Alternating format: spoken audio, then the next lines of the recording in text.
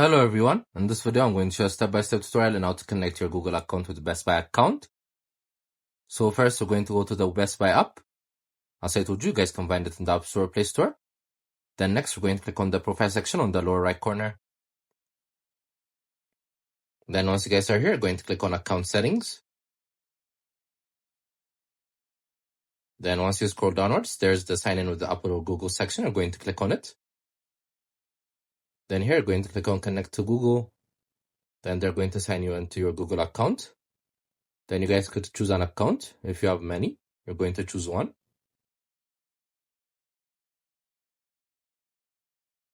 Then here you're going to click on continue.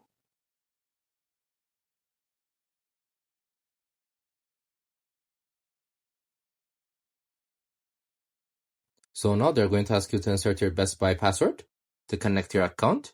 Then click on connect your account. Then they're going to send you a 6-digit security code via your Authenticator app. You're going to insert it and click on continue. Then as you can see, your Google has been connected with your Best Buy account. So that's how you do it. It's a very simple tutorial.